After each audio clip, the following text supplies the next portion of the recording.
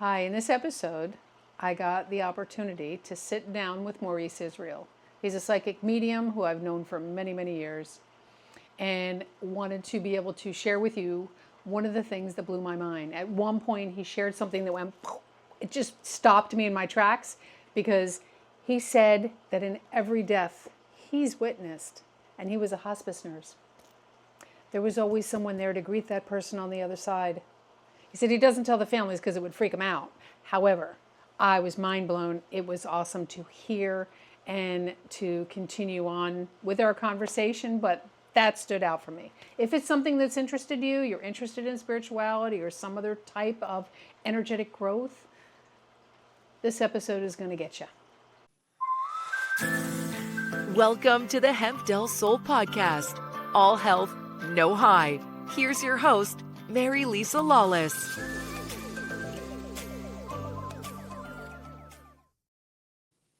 Hello, and welcome. Today we have a really amazing guest. Been trying to get him on here for months, but he is so busy that it has been a challenge to get him scheduled. I would like to introduce you to a friend of mine who I love his work professionally. I love him personally, and I'm going to let him introduce himself, Maurice Israel. Hi, everyone, and I'm happy to finally be here with Marilisa. It is true, it's been a while, but I'm looking forward to the podcast today, and let's see where this takes us. Okay. So part of what I do as a trauma therapist is that because of the pharmaceutical industry, I started looking at all the energy healers and differences in how people heal. So prior to referring people to pharmaceuticals, I look at all the different types of energy healing and different modalities in the world. And there's way too many for us to even get into, but you have a particular specialty that I truly like looking at, watching, hearing about, and learning about. So today, I would like for you to just introduce yourself a little bit and talk about what you do as a mental medium, because that is your big calling in this world. So tell us a little bit about yourself.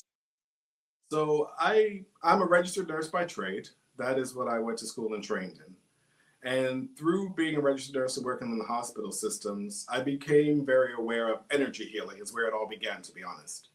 I started working with things like Reiki and then working with some other modalities, which then over time became mediumship, I guess you could say. You could look at it that way, because my abilities just began to develop and come to the surface. And then through that, I won't say the end result, but where I am now, the main thing that I work with is the mediumship within all the work that I do, whether it's healing or psychic work, regardless. Can you describe what that is? What's the difference between psychic, medium, our intuition, just the things that we might know intuition, like our sixth sense, ESP, that kind of stuff is what we grew up hearing. But tell our audience what that actually is. Right, so intuition, everyone walking around has intuition. It's just something that you're naturally born with. And it's just those feelings that you get on a daily basis. Good, bad, I'm not sure about this, but those initial feelings that you get when you walk into different situations, when you meet new people, or just if you're thinking about a project or something you're trying to get a feel, is it something good or something bad? We always get some type of feeling that serves as a gauge for us to let us know really if we're heading in the right direction or wrong direction.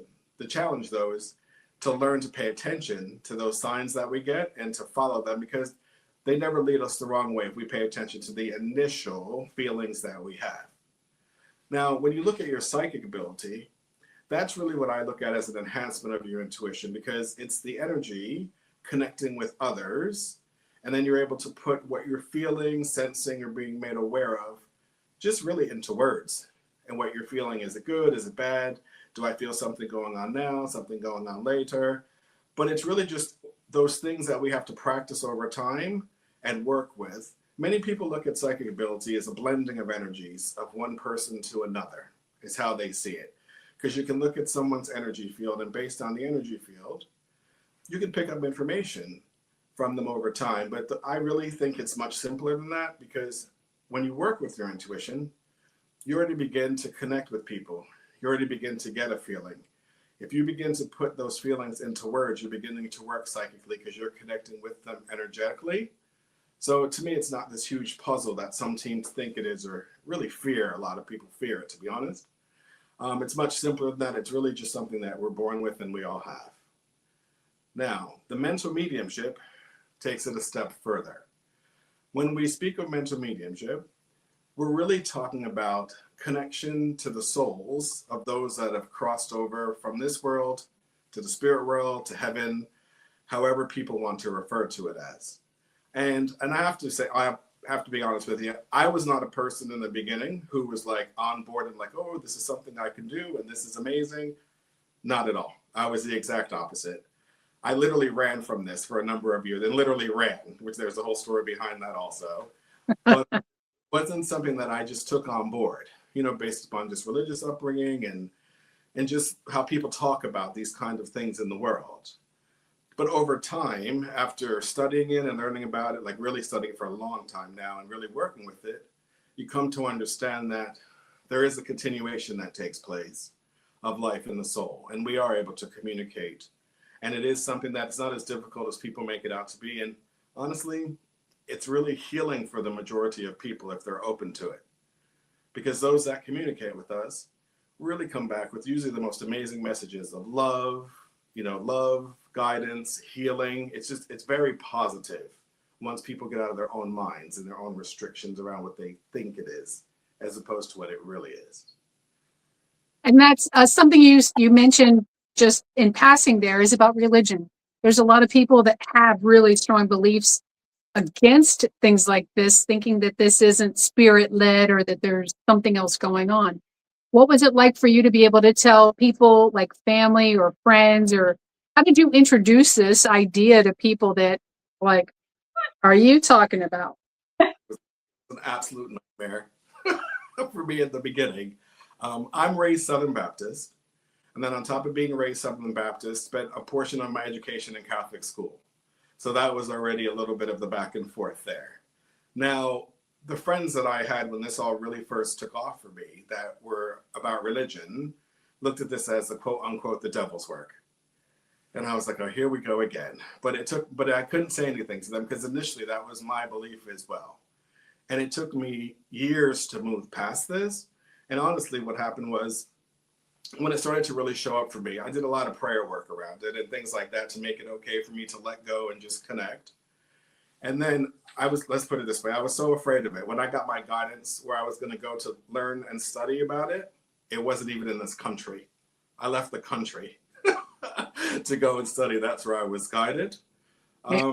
Now, years later, after working with it for so many years and with so many people, I've just found there's such a healing quality to working with it for people. They don't necessarily have to be like people that jump up and down and say, oh, I'm a huge believer, but just someone who's open to the communication that's coming in from their loved ones or those that have passed over.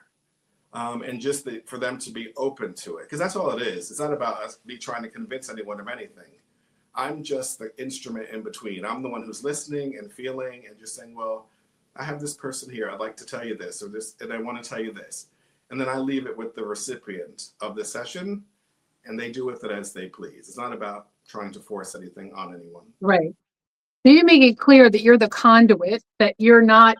How did you learn to differentiate your own thoughts and what you thought people might want to hear and what you're actually, messages that are actually originating from the spirit?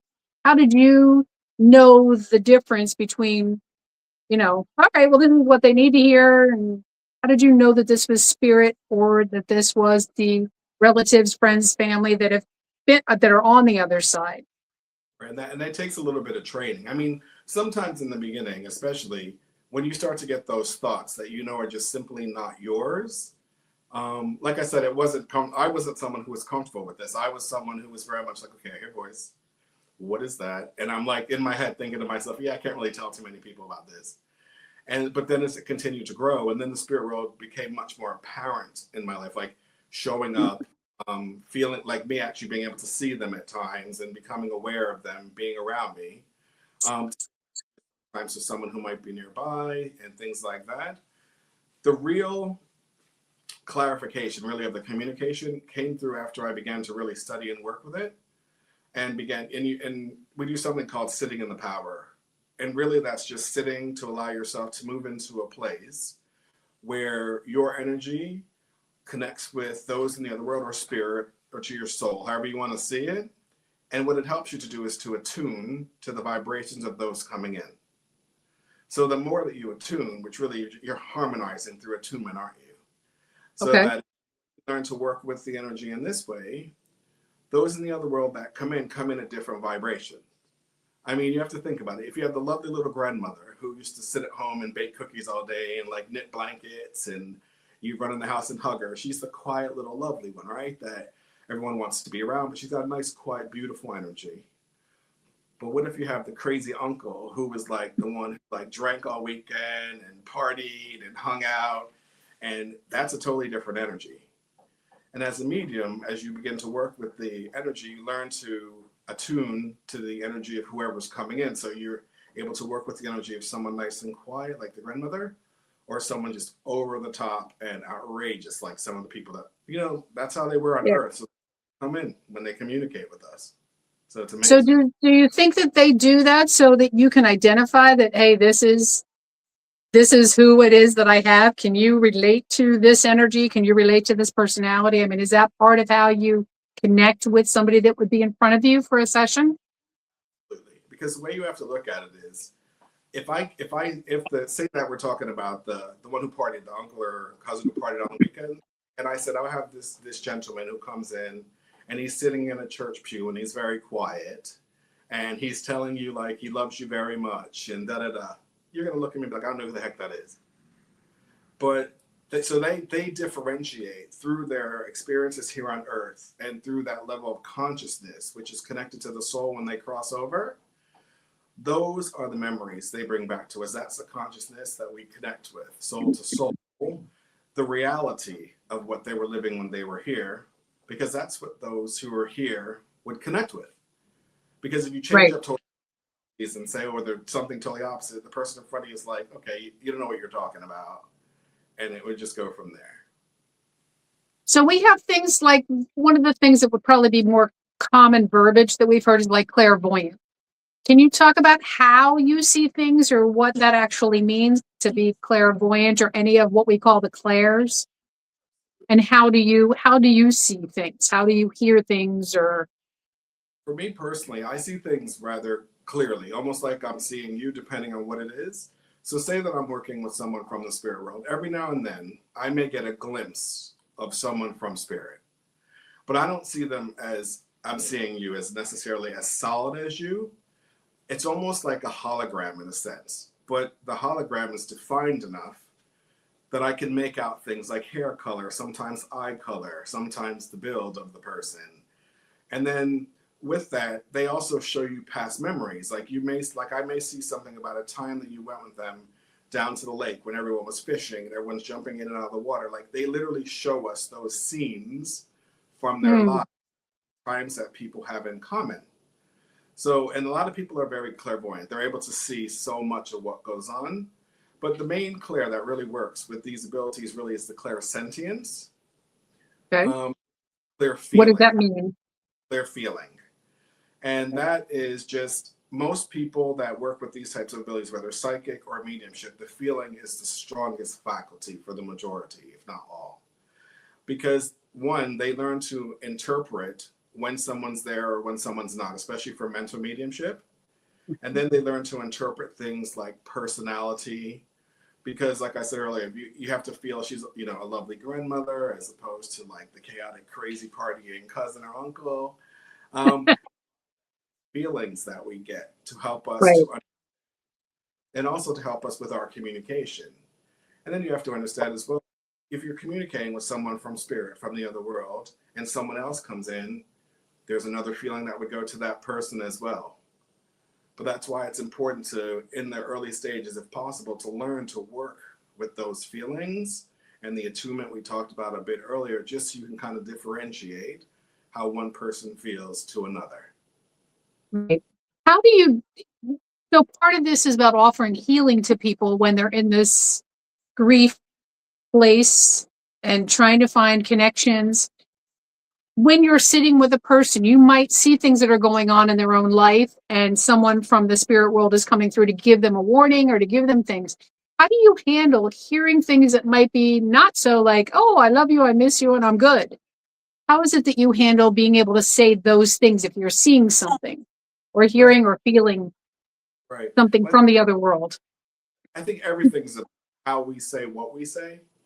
Because even with communication from the spirit world, think about it. You could have someone who's like, oh my God, I have someone here, and they jump up in the air and they're very dramatic, and you scare the heck out of the person you're working with. But because they really don't come through to us like that, to be honest. They come through in a way which is usually very calming, but it makes us aware that they're there.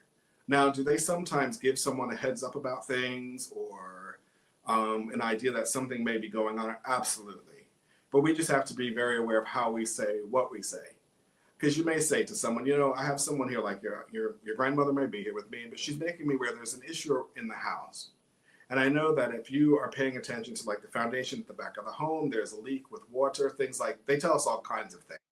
Okay. Because once they leave this world and come back, they're around us all the time, essentially, especially when we think of them. But I really feel from my own experience, it's really just to provide us with the guidance, the wisdom, and the love that most of us are missing. And then absolutely the healing part is the biggest part of all of this that we're working with. Right. So are there programs that you work with? I mean, the Forever Family Foundation, is that one? I'm with a group that's really amazing. It's a not-for-profit group Okay. that works really with grief. And what they do is to become a medium with them, they have a pretty extensive, challenging certification process. Okay. And you have to go through this process to become one of their griefs. But the thing that's beautiful about this organization is that not only are there mediums working with the organization in regard to healing, but you also have therapists and scientists and research. And the thing that's lovely is the gentleman at the top, Mr. Bob Ginsberg, the one who created it along with his wife. Absolutely lovely to work with. They want nothing but the best for everyone that comes into contact with them and the organization. And the grief retreats that we do, because it's a combination of everything, everybody gets something. Like when you see people walk in at the beginning of the weekend so heavy and so down and so distraught, and then you see the difference in them when they leave, you know that a shift has taken place. So whether they got from the therapeutic side, whether they got something from learning about more of the research, whether they got something from the medium, because multiple mediums work these events. Like there are usually at least 4 of us. Oh.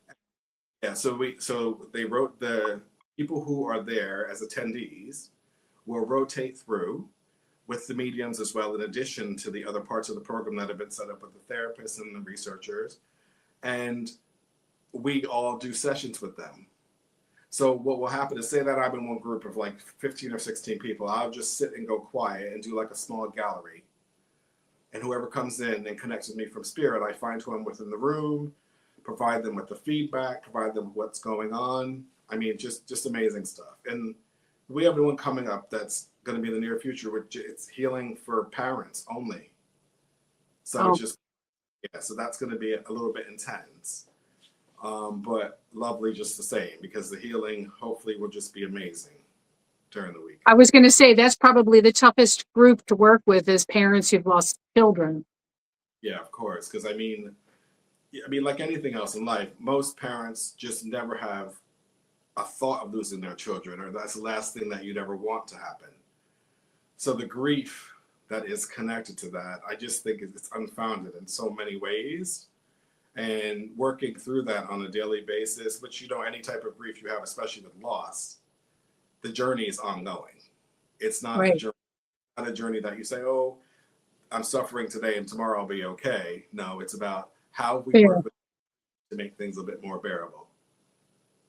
So behind it all, it sounds as if mediumship is really just an opportunity to offer solace to people that are here still living in this world. And whatever their relationship was, whether they were able to finish or heal or say goodbye, it sounds like this offers them an opportunity then to even further their own healing, to process their grief.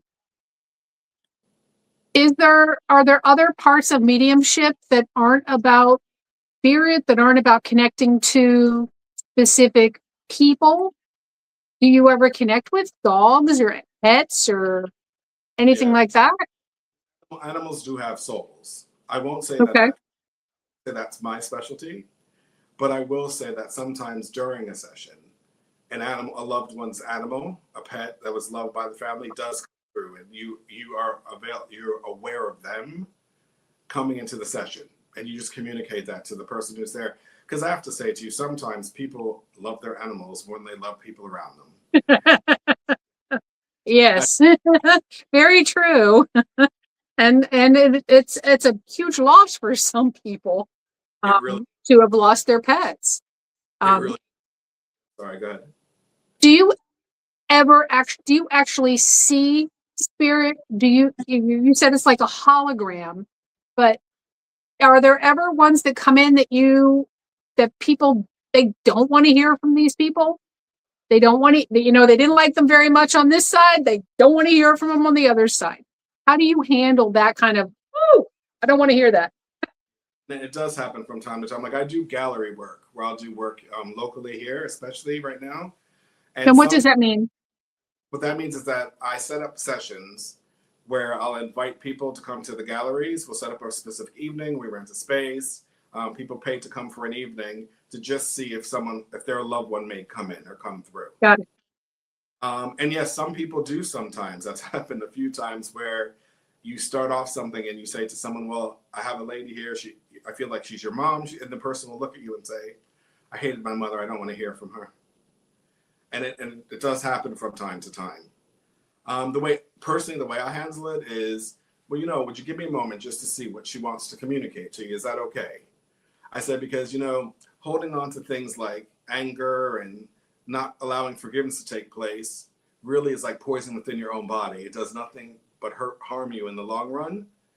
So would you be open to just hearing her message, and then I'll just move on and allow them to see if I can get them to at least open to that communication? Because you know that the more we hold on to hatred, the more we hold on to those past experiences that were damaging to us, they somehow usually come back and harm us in some way, whether it's physical, emotional, they do hold us back. So, but all we can do is our best as a medium. You can only do your best and offer to them what Yeah. we to do. And then if they're open to it, we give the message and maybe a few pieces of information to validate and then keep moving on. How do you, obviously people that reach out to you have some belief in what you do. What do you say to people that are like their friend dragged them in to see you, but they don't believe any of this stuff, and this is all, woo-hoo, woo-woo craziness. How do you convert people, so to speak, to like, well, no, this is real, and is it, I mean, people that really have no clue what this is, and they are the doubting Thomases of the world. I don't try to, first off, my goal is never to convert anybody. I never look at this as that. As much as I believe in it, it's like anything else. Everyone has a choice as to what they're going to be open to or not open to. All I would say to people, especially when they come to the galleries, because you have people that are avid believers, and then you have others that were dragged there a lot of times. But the communication itself is what opens them up or not, depending upon where they are in their journey. Because there are just certain things that there is no way I could ever know about someone's loved one that I've just met you. Like I've just met you. How would I know how she Right. died? How was connected to her? How would I know her favorite places to go? How would I know what you did with her towards the end of her life? To assist her or to be with her. So there are just certain things that there's no way I could. So it's up to them if they're open and they're in that part of their journey where they're like, you know what, there's a possibility this could be real, and they open up. That's fine. If not, all I can do is communicate what I'm receiving, Right. place love and healing, and just keep it moving. And I think that that's the most important piece, that is that whatever you do, you're coming from a place of love. Absolutely. And that offering healing to people is the most important part of this journey. There's enough suffering in the world. So trying to alleviate one's suffering, as you started, you had said you were in hospice. You got to see both sides. You got to see somebody transitioning. You got to deal with the families and their grief. And it sounds as if your journey has always been to offer some peace to people. Yeah, because, the unfortunate part with hospice, I'll say to you, is when I did hospice for over 20 years. And for a part of that time, I was management in the units, running units, and still at the bedside. And I was at bedside for a lot of that time as well. And the thing that's unfortunate for me was that within that situation, you can't share with people sometimes what you're seeing. Because I think in some ways it would help some people. Right. Because a lot of people have this belief that, when you die, you're gone. Now, as a medium, at the bedside in a hospice, witnessing what's going on, I'm seeing the family member or family members in the room. I'm aware of the person, the spirit or soul of the person up and out of the body already. I'm aware of the room coming to get them, because no one ever leaves without someone coming to meet them. That's one thing I determined when I was there. Every single death that I witnessed, another spirit, someone was there with them to greet them and take them aside. But the thing is, when you're open like that, the spirit world tries to come to you. And I had a few times where I have them trying to communicate with me. And I'm like thinking, I really can't do this here.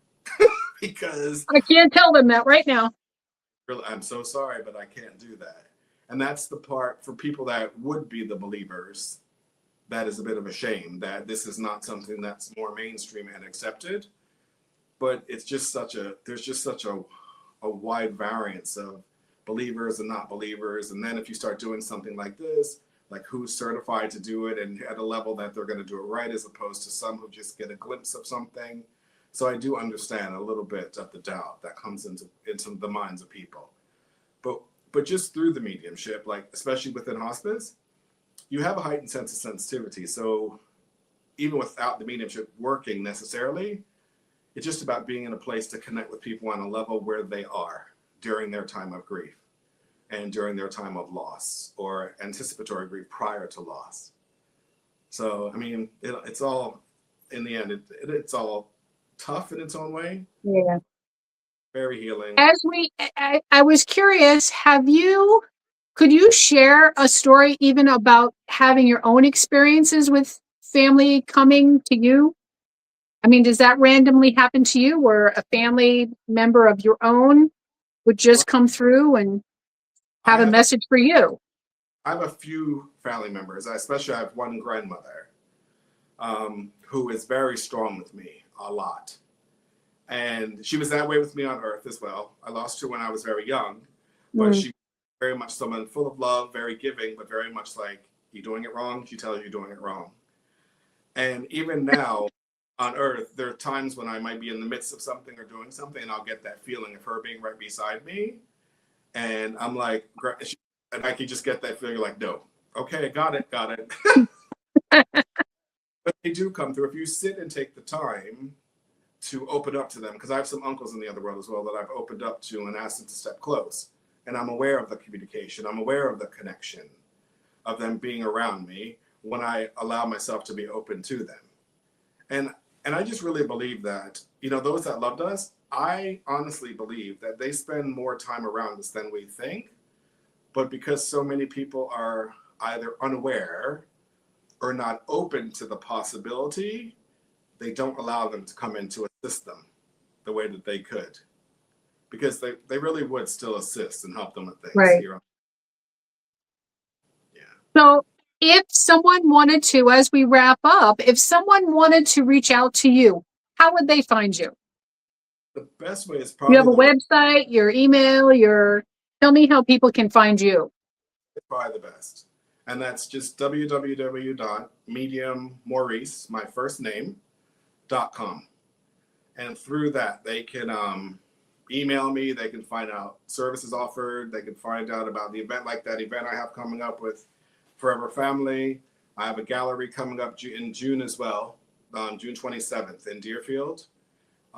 Everything's on there pretty much in the classes I teach. I mean, I enjoy what I do at this point, so it's amazing. That is wonderful. And I'm really glad that you were able to fit me into your tight schedule. I know you are in high demand these days. It's all good. It's a pleasure to be here with you, Marilisa. Awesome. So I want to thank you very much for stepping in, and we will see where this goes. But looking forward to the next demonstration that you do in June. They are always fun to go to. And I just love watching people go, oh, yeah, yes, I can take that. And then getting more and more specific. So it's a lot of fun to watch. And it's always interesting to see who it is that comes through.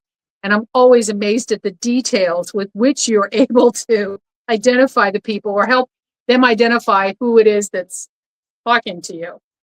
So thank you very much for your time and energy. I appreciate you. I love you. I am so glad we did this. So I will talk with you soon. All right. Thank you so much for the opportunity today. I really appreciate it. All right. Thank you for listening to the Hemp Del Soul podcast. Explore our wide range of organic products at hempdelsoul.com. That's HEMPDELSOUL.com, or contact 954-854-1039.